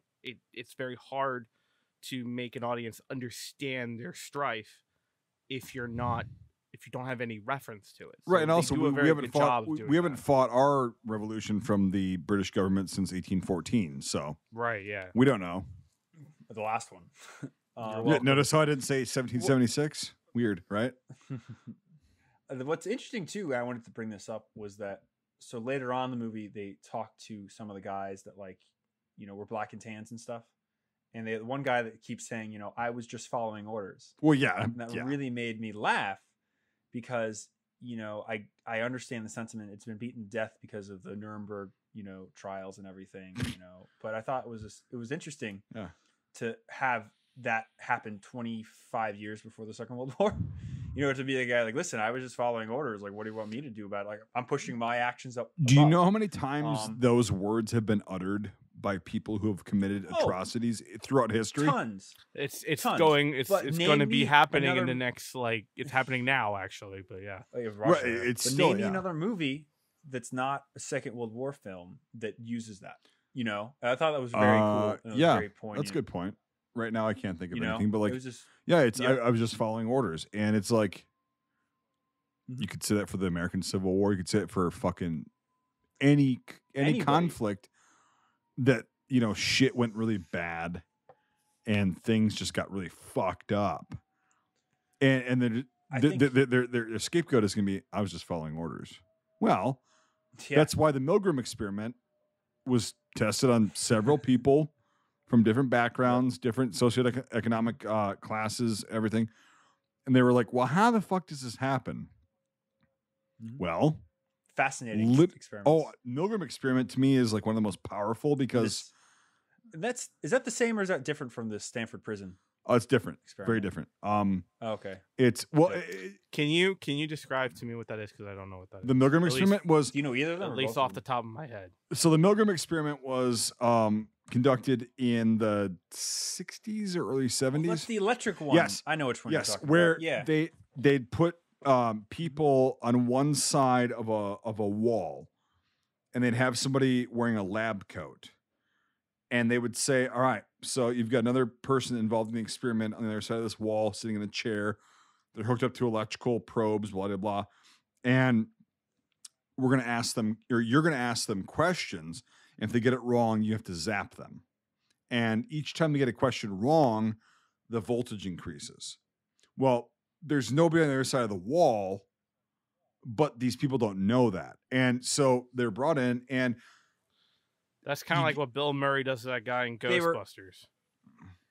They were also told that whatever they did, they would not sorry, have any that was my connection to that. Sorry. So that basically they'd shock people and that nothing would happen. Well, all they had to do was decide morally if they were going to push right. The button. And so most of them, decision was taken out. Most of them got through to the point where the recorded voice was screaming bloody murder, like, we got to stop this right now. And then they'd look at the person in the lab coat who was not a doctor, no credentials. They were just a person involved in the experiment as well. And they go, they're hurting. I don't want to. And they're like, well, we have to continue the experiment. This is for the sake of the experiment. So you have to do this. And they're like, okay. And they'd follow on to where when they would press the button, they'd hear like a fucking sound, but they wouldn't hear the person. And then they would just keep reading the questions. Like they could hear the person was like dead or whatever, but they would still. The last one said kill. I think it literally like had a skull and crossbones. I don't think it ate a lot. I don't think it had that. I'm pretty sure. I don't think it had that because maybe my college textbook was wrong, but I think like 60% of people went to the end. They went to the highest. Oh, it was more than 60. In the original experiment, there was one dude happened to be probably from Ireland because he spoke with it. He's from Ireland or Scotland that got about halfway through when the person was like, right, the recording was like writhing in pain. And he just goes, I can't do this anymore. And they're like, we have to, like, for the sake of the experiment, we have to do this. And he goes, I'm done. I'm not fucking doing this anymore. One person out of like, I don't remember the original sample they did, but it was very few people. It was like, in the upper 90 percentile of like people just followed through to the end because they were told by somebody wearing a lab coat that it was for the sake of the experiment. I think they did that in my state because I remember reading about it, and the people that they got, like you said, were just normal, average. Correct, and they're like, from different. Yeah, it was at Yale. Yep, it was in New Haven. They did it in the town of New Haven, and it's a working class town.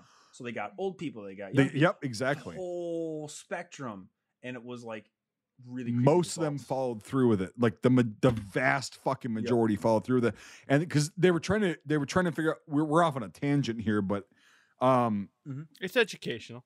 No, but it is. It's like in line. So they were people were trying to understand how the Nazi Party convinced all these people to allow the Holocaust and like go through with it to exist.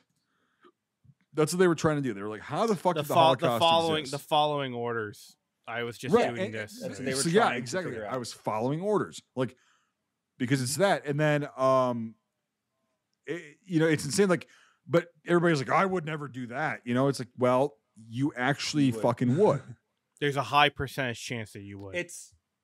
And because I think it's relevant just to bring it up. So the Stanford Prison Experiment, which was also done at Yale, yes, around the same time. So basically, they got a bunch of people. They recruited them for like this thing, like you're going to be doing this 3-day exercise, and half of them they made into the guards, and the other half they made into the prisoners. And they wanted to see how long it took for the normal people on the same level to, view prisoners as prisoners and guard. They wanted to see the hierarchy there. And like within 16 hours, it got really bad. It like turned into Abu Ghraib. Like no shit, and they had to shut it down. Well, they also put on the guards. They had them wear sunglasses. Yes, and they had uniforms and everything. They had jails. But that was the big thing is the eye contact was not there, and so they made them do that. And then within 16 hours, it kind of became a fucked up thing. And then the quote unquote guards in the experiment put these people, like you said, like Abu Ghraib, they would do fucked up things to them. And then they didn't know when to stop the experiment. And they were like, well, let's see how far. And everybody that was involved with that, guards or prisoners, had long-term trauma from that. After they were decompressed. You see documentaries where they talk to the people that took part of it, like in the 90s, like 30 years after, and they're still talking about it. And like, again, this lasted like a day at the most, if I remember. No, it lasted a couple days. It lasted a few days. But it was half the time it was supposed to. Yeah. No, it was way less than it was supposed to. Yeah. It was like, well, yeah, everybody gets food and water, blah, blah, blah. So you're not going to starve. But like they wanted to see, and they would also kind of instigate the guards with certain things. Like once in a while, they would, I forgot exactly the terminology. Like props or something. Yeah. No, they did. Because they had a routine to follow as well. Yeah. They'd be like, you need to do this. And then they would do it. And so that combined with the Milgram experiment really illustrates how susceptible the average person, whether you think so or not, is totally gonna do that shit if the time comes. And it's really scary to think about. Doing horrible things. I guess to link it back to the movie in question is also that the fact that how could IRA. How could a civil war like that on a country like Ireland even happen if you then categorize it like prisoners and guards and inmates, if you replace IRA guys as prisoners and black and tans as guards, if you think of it that way, how could that tinderbox kind of mix and cause that right? And look at the end. Look at the end. Like, so you've got the guy, Tommy, who was the guy that got his fingernails torn out at the beginning of the film. Teddy. Part of the Teddy, sorry. And he got his fingernails pulled out, and he did not give up his blah, blah. Good guy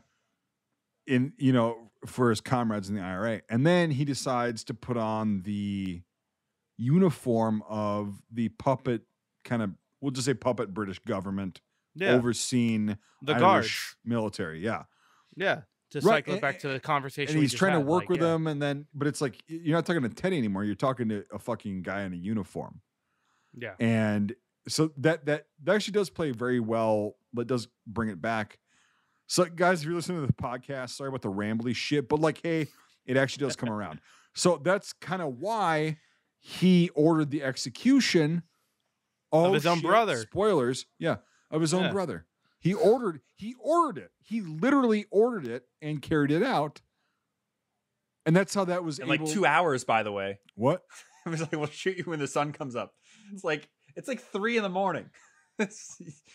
Yeah, and then but he wrote like, that's how quick he didn't even have like a military tribunal. He was just like, we're just no, it's like we're shooting you. Yeah. What? He forced my hand because he stole weapons and you're found with a weapon. That's the kind of shit. But here's the thing is Teddy was just following orders, right? He's just following orders. And he's gonna literally order the death and the follow through of his brother's death because he's following orders. And give out his last will and testament to his like girlfriend wife. Yeah. Because he's family. Like yep. And so it's like, yeah, people can be brainwashed very quickly into anything.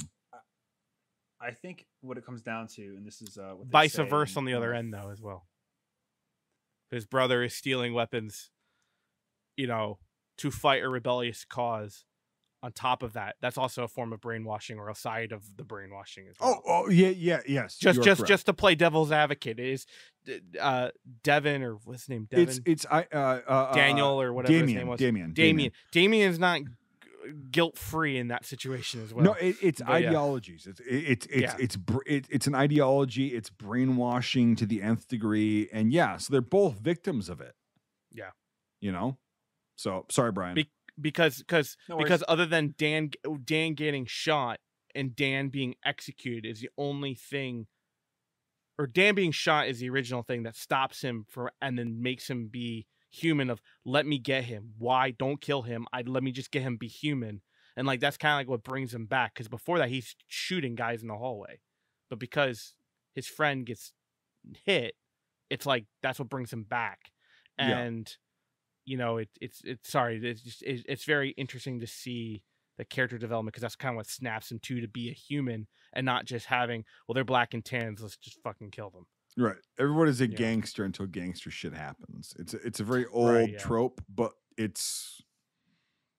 then also that just accelerates the, you justify and compartmentalize things to justify your predisposed, brainwashed position. Oh, my friend just got killed or hurt. Oh, this happened. Well, my ideology is more valid now than ever. Well, is it? Yeah. Is it? So, sorry to interrupt you, Brian, but I just want to get that out of my head before No worries. And it ties into what I'm about to say. My favorite quote from really any movie is from what was it? The Army of Shadows. Really good resistance film, French resistance movie. We'll get to eventually. But anyway, they basically sum up everything with pray your country does not get occupied. Because when your country gets occupied, you have to make these hard decisions. You have to choose sides. You have to do things. And it just is a horrible, bloody mess that takes years to sort out. And, Ireland still hasn't sorted it out. Thank God it's less bloody than it's ever been. Brexit kind of maybe the best thing Brexit does is unite Ireland. But again, when your country's occupied and you have to make decisions, it's horrible. My grandmother lived through the occupation of Austria by the Germans and the Russians. And she just has so many stories to tell about like overnight people are one way or the other. And that's just, how it is. Yep. it just sucks. But yeah, so you guys want to jump on IMFDB? Yeah. Yep. Go for it, Nate. I'll and pull we'll it look up. at guns and stuff. It should be fairly quick. There's not a lot of we're already at hour 15, so most of our episodes between hour 10 and hour 20. So. No, I don't care about fishing. There's some shit to cut in here too. Oh, for sure. But I figure you go 10 minutes over, we're good. But I will came never up a stop lot. bringing up the Milgram experiment, that came up on fixed bayonets. I'm like, I don't give a shit about fishing. But like, just so you know, Nate, I will forever and always bring up the Milgram experiment wherever it's valid. It's fascinating. No, it's cool. I love never that knew shit. about that. And That's people, cool. people need to know about that because when you go, well, I would never Well, do something like that. Well, yeah, you fucking would. I'm really glad I wrote that comment down because I just want to talk about it because like the Holocaust thing, but I totally forgot about the deeper things. No, we're good. All right, so yeah, the Lee Enfield #1 Mark III. SMLE. Probably star. Yeah, but, this like, guy that was a very interesting scene with all that, and that guy was a total dill hole. You see how they're black and tans though? Yeah. Uniforms. So, Yeah. it's forest green, but Well, that guy. So this guy's Irish, or this guy's English Army, but that guy's Irish, black and tans, right? no, they're all. No? Oh, okay. They're Is that what the all hat is? Irish constabulary. But Yes. but I'm hearing they're English all on the accents, same side. though. But they are English. Yes, they're all. Yeah, he's got a English. World War There I are no victory ribbon World- on his fucking. So he was in the First World War. I didn't know that. That's right. Yeah. Yep. Okay, What do the other guys Mike. have? I mean, I don't know what what's the other there ones on are, that but guy? I forgot Actually, you know I knew Commonwealth. the one on War, yeah. the one. Well, the World War I victory ribbon was the same, pretty much for all Entente powers that won. Okay. Really? Yep. I didn't know that. So that's on his left or right. You're looking at that. Mhm. Yeah, the SMLE. Yep. Oh, it's funny. The handguard's broken on that SNL. Yep. That's not yeah. In front of that's the not front side. uncommon at all. That part is the weakest they break goddamn right part. Yeah, You've got right two little here. fins. Yep. Two little Yeah. Oh, fins. that's I fine. have a Yeah. spare one, and both the fins are broken off of it. So yeah. They snap on. Yeah, I have a spare one too, and they just it's whatever. Okay. There's your Yep. G98. Gewehr 98. Yep.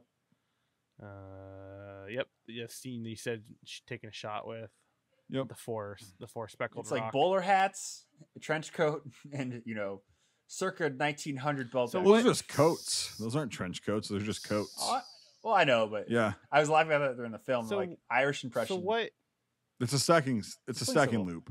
Stacking is symbol, that a yeah. World War One K98 then with the stacking symbol? Because the World War II ones don't have that. That's an AZ. Only AZ. Well, it's an samplers. A or an AZ. Oh, yeah. 98A. Okay, Most of them were sorry. AZs. Well, but they would have had AZs. what's it stand for? Fuck. Because the K98A is a different thing. It's a post-war rifle. It's a G98 that they modernized to a K98 size with the SG-142 rear sight. That's a K98A. God, I should be able to. Let me just try and Google without knocking over the fucking microphone. I don't have an AZ. I really want to get one. Are they hard to They're hard to find? restore. I almost They're got hard one to find, a but couple weeks or a couple. Well, no, it's like almost a year ago now. If we do the York movie, we'll need a lot of them. That's going to be hard to source. Mhm. But they're really cool with their front sights, and they have in a lot of ways, they are the first K98. Like a lot of the fundamental principles about the K98 AZ, the K98 AZ went into the K98 for obvious reasons. But So the AZ stands for Aufpflanz und zusammen. Jesus Christ. Zusammensetzvorrichtung.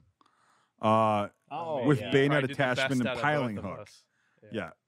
With Oh. bayonet attachment and piling hook. Piling So hook. yeah, the AZ like It's the a piling hook. I know what the the hook is, but stacking what's a stacking. is that the piling stacking. hook is stacking? Okay, cool. Yeah, I just want to yeah, make sure it piling wasn't hook. like a hot like a Ich bayonet brauche. catcher. No, that you they had to be, probably like, super they probably put that on precise. there as like a colloquial term, but like I don't know. Okay. So or bad translation. Aufpflanz und zusammensetzt. Jesus, yeah. I want to try to do that again.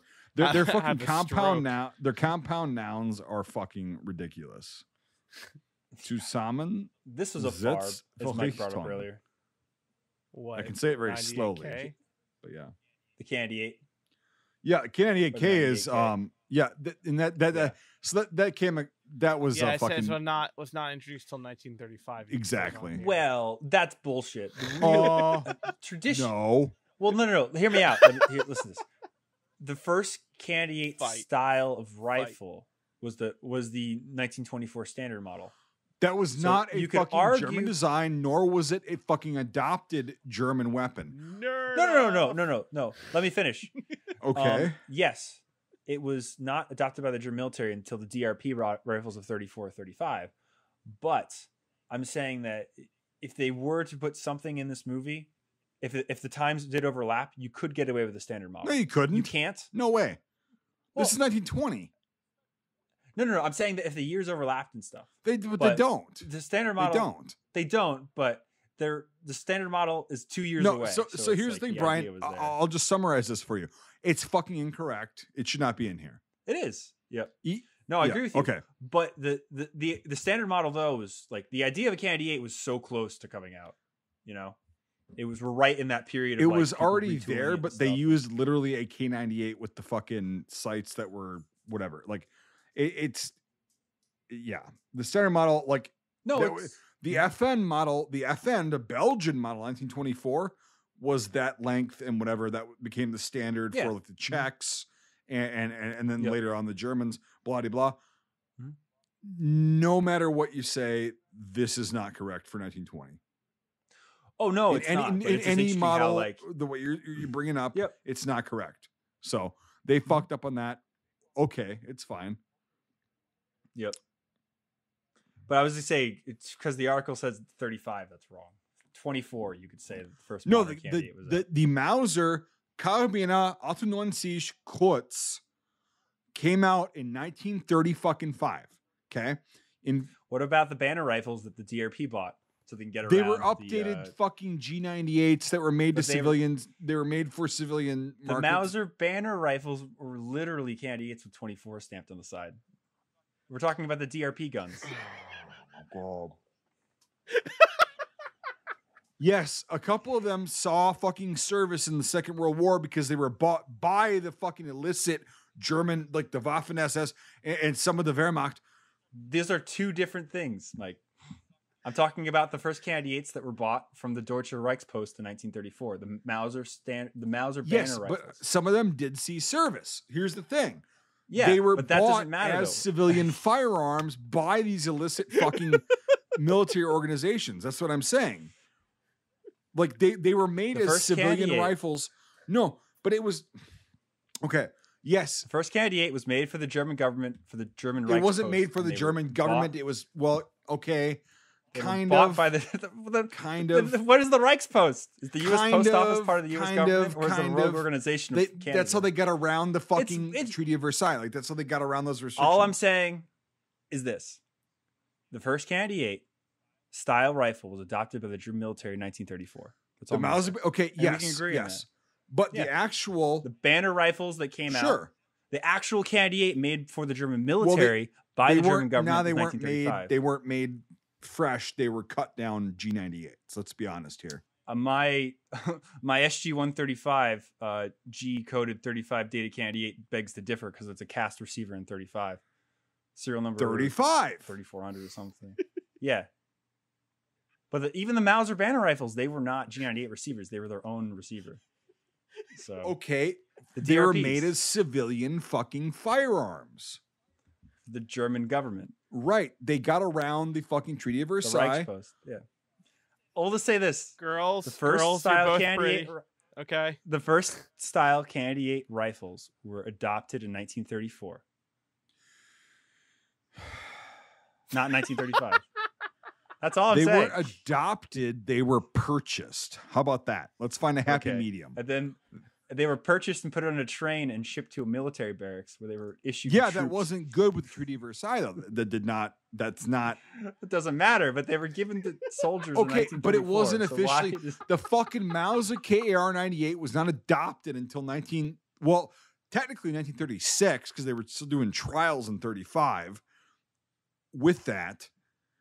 So the K98 that everyone fucking knows and loves, and I love that. It's my license plate. Really? Yes. Oh, that's funny. I love the rifle. It's a fucking great rifle. It kicks like a fucking bitch if you shoot it more than 50, 60 rounds at a time, but it's still a great rifle. That was 1936. Officially adopted. 1935, they started making them, yes. Off of the Mauser banner, like variants. Yeah, okay. I will say that's like saying, okay, that's like a hypothetical. So the U.S. military likes the AR-15, right? Okay. Yes. They like the AR-15. They didn't adopt the AR-15 until several years later. We'll condense this, but like I'm using an example. They modified it and then we're like, okay, well, we like the platform and then we'll start producing it for the actual military at this point. Two technically different weapons from two technically different manufacturers until it was officially adopted and contracted. Officially. Because the AR-15s, hey, here's the thing. Contrary to popular belief, AR-15s were in Vietnam. The semi-automatic ones, they were in Vietnam in advisors' hands. The civilian, like what became the SP-1, were in advisors' hands in the late 50s and early 60s. Now, that's interesting. Did AR-10s ever make it over or no? I know they ended up in Africa. Well, no, the Dutch actually liked them more than we did. They loved them. Yep. Yeah. So they show up a lot in Mozambique and stuff. Yeah, but anyway, yeah, I'll look at my Audacity, make sure we're still recording. So, but I'm saying just to finish this off, so we can be on the same page. The actual Mauser K98K was officially adopted in 36, started being tested and shit in 35, based off of an earlier model rifle that was not technically a military rifle. It was a civilian rifle made by a certain company to circumvent, if you've seen Arrested Development, the Treaty of Versailles and the arms agreements therein. That was bought by a government issued to their troops in 1934. So anyway, let's move on. What was the whole point of this? I just love watching you guys fight, which is why you just hear we're me not laughing. Fighting. I was just saying that the idea of the shit. The idea of the K98 was fresh. It's wrong for the movie, but it's interesting how. What was the whole point of your guys' argument? I just enjoy watching you guys go at it, but I want to know what the whole fucking point of that was. I'm just mad that they say 35 and that's wrong. 34 is the right answer. Oh, introduced was not introduced until 1935. Okay, so in the hands of German soldiers in 34. We can find common ground, Brian. The way that IMFDB is written on here was not introduced until 1935. No, that I'll agree with you with. But yeah, because the Mauser Banner rifles got in German soldiers' hand in 34. Whoever way, was not tested until 1935 on a large scale, and then not adopted until 1936. And the film was set in 1920. Okay, I'll get with you there. Okay. Yeah. Okay. The page is wrong. Yes. Common ground. So yeah, we can find the rifles are wrong. The page is wrong. But yeah, I'm not wrong.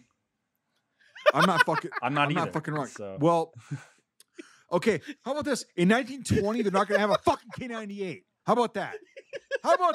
Cool. And the idea was out there. They're not going to have a fucking KAR-98K in 1920. I don't give a fuck what version of fucking reality you choose to exist in. They're not going to have a fucking K98 in 1920. It doesn't. A K98K, rather. They can have an AZ or an A. That's fine, because they do, and that's fine. They wouldn't have an A.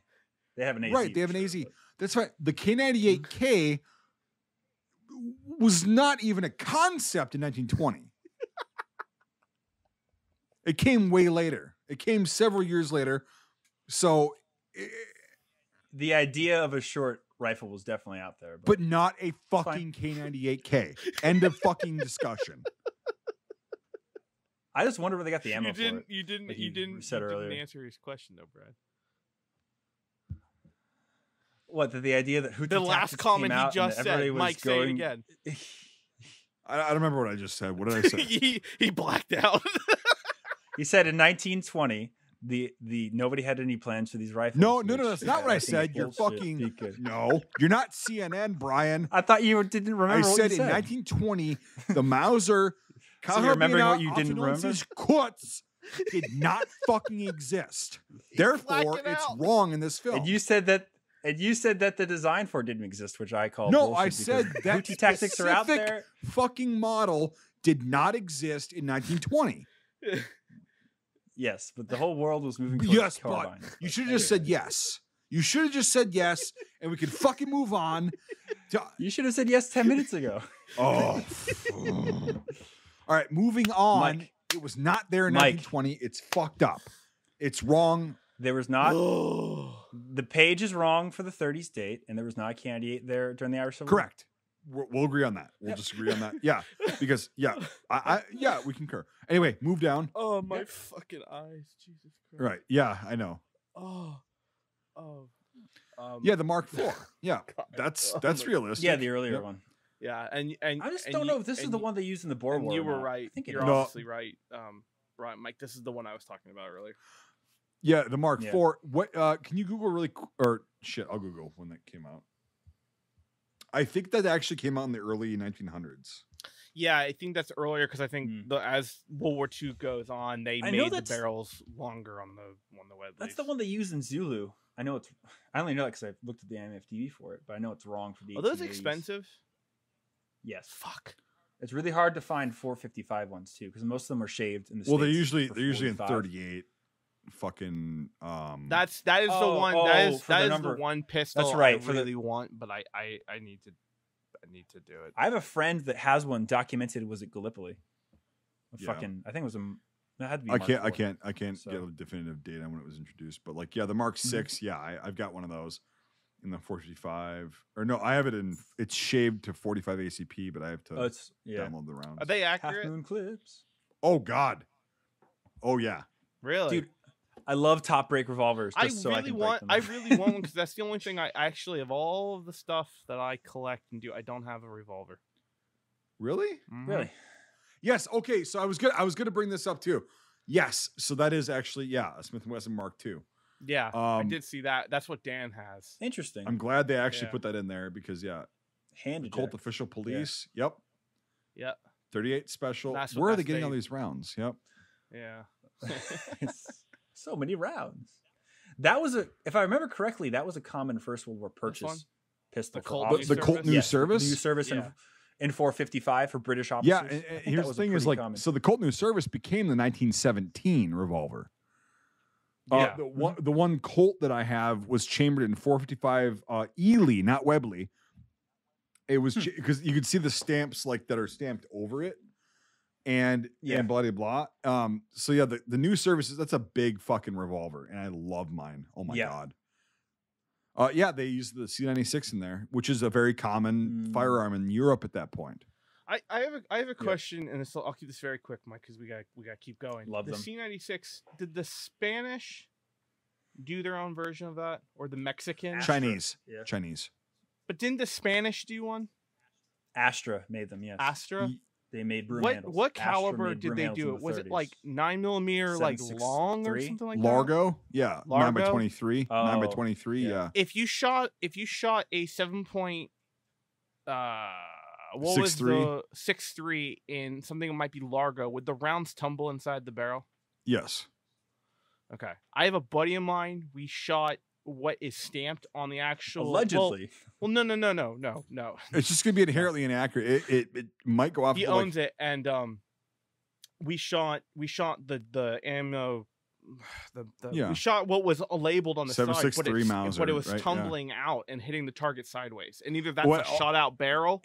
That's either a shot out barrel, or Right. is it, So or could here's it the be thing is, converted to something else? Yeah, I had a C96 a few years back, and that thing was so shot out that I was shooting the correct caliber through it, the 7.63 by 25, Mm-hmm. and it was still keyholing and tumbling out because the bore was Okay. just so fucking shot out. My So guess it's so shot out because it was rusted to hell, and we cleaned it up pretty well. But I'm Yeah, wondering if and it's like, gone. yeah, that, You can't replace a barrel in a broom handle without replacing the top Correct. slide. Correct. Yeah. So it's and they're so not yeah, really it's all one replaced. piece, and like they're nice. I got rid of it not because of that, but because it fucking hurt me to shoot it. Because like Oh, hammer bites. hammer bite, like I was bleeding every It's time I shot because- it. Really, I didn't know that. Yeah, I didn't And- have, when we shot his. It was 1911s well. do that to me every now and you're not then. my actual 1911, like not the A1, does that to me as well. That's Yeah. why, like the one I had on set. If I hold it a certain way, it will always nip my thumb. PPKs. I know it's the way I was holding it, but PPKs have like ripped the whole top part of my thumb knuckle off. Yeah. Nice. That's not good. Yeah, No, good yeah. job. But I have I that's- have big fat hands, so it's hard to hold this. same. So you would not like a C96, That's yeah. shooting it consistently. That's haunting. A fucking bowler hat. Yeah. 96. Yep, and the FML 1910. Yep, that's accurate. Those are cool. Such a Those are good super gun. Cool. Yep, that's in 32, right? Yeah, I think so. Yeah. Yeah. That was the caliber of that Oh, was the pistol 380. caliber of Oh. the teens, you know. Well, I thought the 17 was 380 and the 1910 was 32. Take it with a grain of salt. You never know with this. Yeah. Yeah, I think this is 32. I think I could be wrong, but like, yeah, whatever. Vickers That gun. was the combat caliber of World War I, 32. You know. Yeah, Vickers Think gun. about the automatics and Yep. stuff. Bigger fucking- gun, the mount. And this is the dream gun, Lewis gun. I want one so fucking bad. Fuck you, Star Wars cosplay nerds, for fucking up all the parts kits. I've got like 10 of them just laying here. Oh, I'll come up and take one. It'll be good. Yeah, Nate will get on his knees Yeah. for that. You will Yeah. try. I will.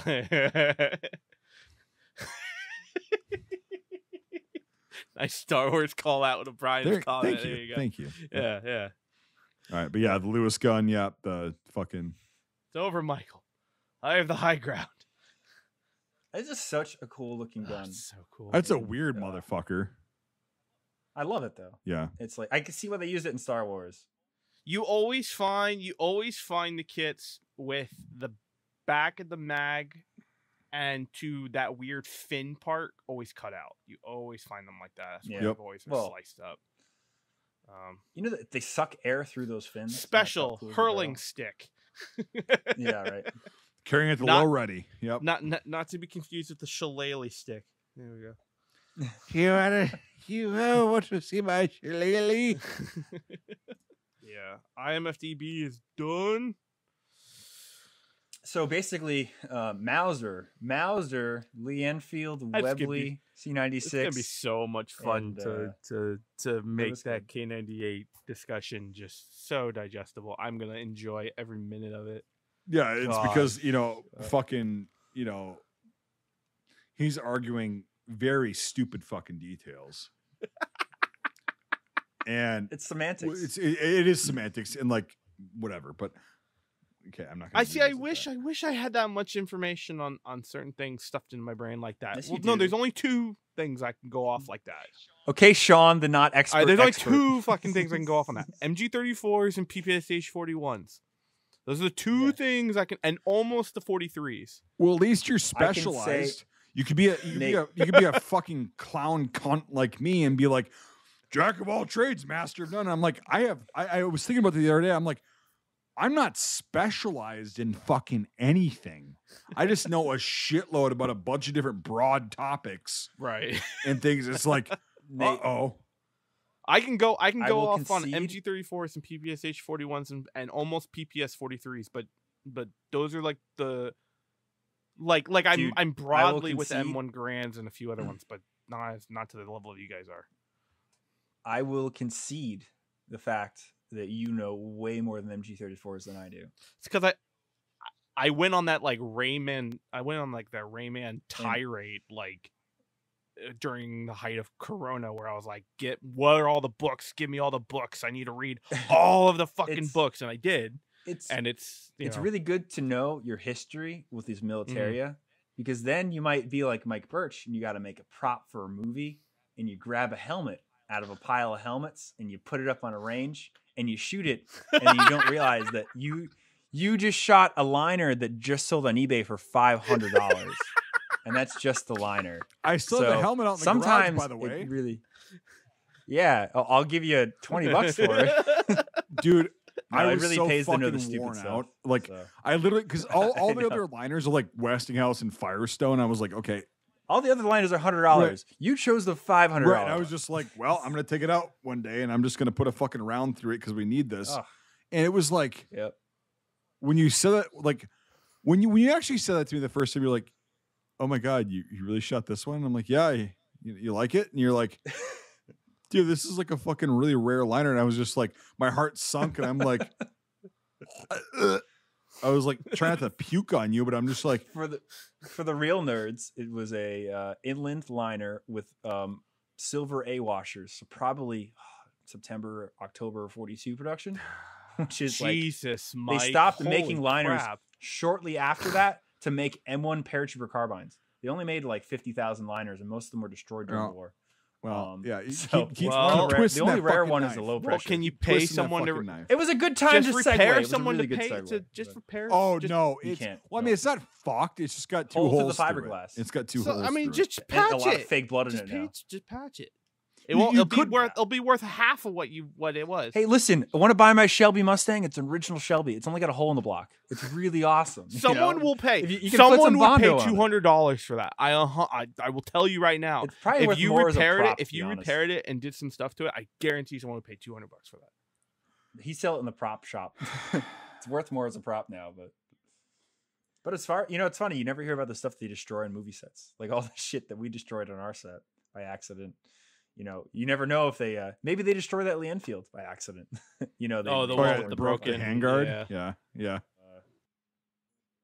We shall now enter the hour of review. Oh boy, Nathan, I suggest you go first.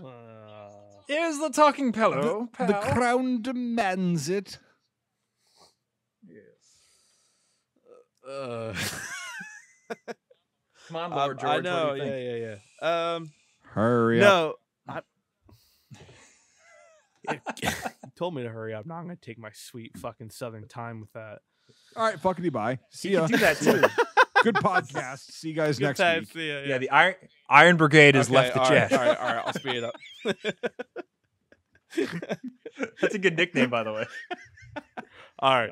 So no, I mean, like overall, I really like this movie for everything I said before. With the the newfound outlook on the whole movie as a whole, all the camera angles, the props, the ambush ups, the difference between K98 Case Productions and end dates. I really, really enjoyed this movie, even though it is a slow burn in comparison to a lot of the other war movies. And the other thing I want to actually pose off to you guys, is this a war movie? Yes. Yes. Okay. Because we have definitively called other movies not war movies, even though they still have the same kind of, it's the same subject matter in terms of that. So I guess my question is, since it is a war movie, is it what makes it that? Because we've said, like, in the past, like, Midway is not a war movie, at least to some of our eyes. It's the beginning of the modern war of Irish independence. So it was a war. Is Gettysburg a war movie? Yes.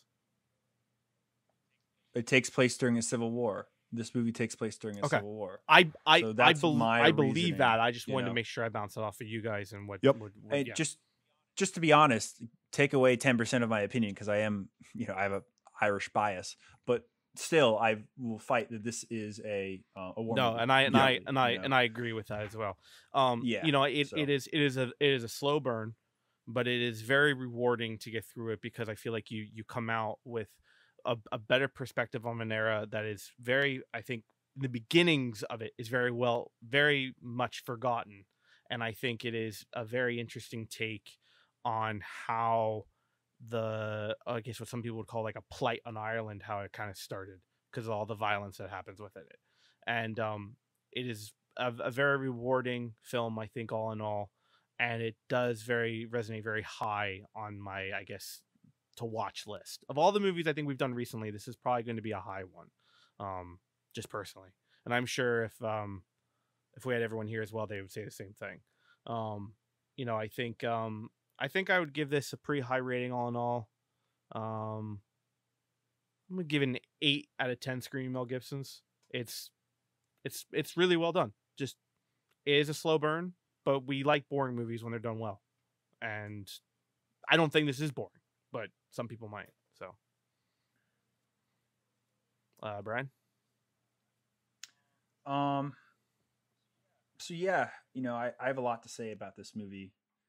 And just to start wrapping it up, it's really hard to talk about civil wars or revolutions, because one side you have freedom fighters and the other side you have the occupiers, and or terrorists, I should say, that's the better term. And depending on which side of the spectrum you are, you either view the IRA as freedom fighters or as terrorists. So it's always very decisive to look at these Civil War films. And that's just not Irish. That's anything. You even talk about the Civil War, Confederates versus Union and stuff. But that being said, this is a very, very good movie. Yes, it is a slow burn, but it's the story of one man's path to rebellion.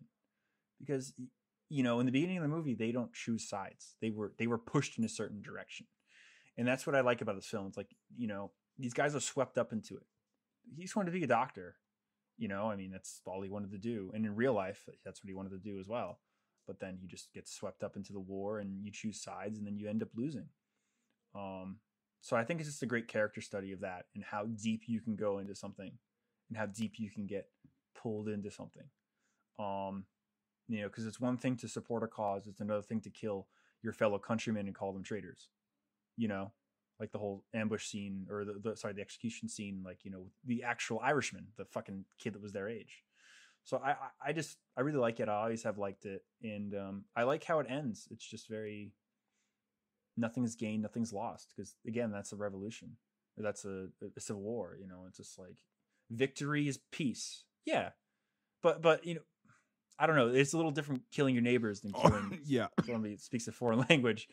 But you know, it's just it's getting to normality, whatever the new normal is. But I really like it, and I have a lot of good things to say about it. It's great, and SMLEs are awesome. So just bringing it back, I give it a 9 out of 10. The only thing that detracts from it is the little bit of hokiness with some of the gunplay and stuff. But no, it's great. And Aaron, go, brah. So Mike, all you. Jesus. Yeah, I'm sure a bunch of the Irish guys are going to be like, yeah, he fucked that up, but that's fine. Oh, I totally did. But, you know, I'm a New England Irisher, so I get the... You're a fucking transplant. Yeah. Khakis. Yeah. No, like... I mean, did the I agree with what you guys said. It's you know, it was a fucked up situation. It still is, you know, to an extent to this day. And like to see the roots of why the IRA became a thing and all that stuff, it's interesting, you know, and there's brutality. And so I don't know how overblown the black and tan guys and the British soldiers were. I don't know how overblown that was or how underplayed it was, because I wasn't there. I don't know much about this subject, like in detail. But as far as like the actual screenplay, the acting, the scenes themselves, yeah, some of the gunplay was just fucking stupid. It's like, yeah, but whatever. I can overlook that because the acting and the situation was so good. Yeah, I'll give it an 8 out of 10 as well. And it just it also, like we were talking about on a lot of these podcasts, is like it opens up people to go and research this topic of like, well, why do the Irish and the British not get along that well? Well, you have to go way back, but in recent history, here's where you can start to go down that rabbit hole.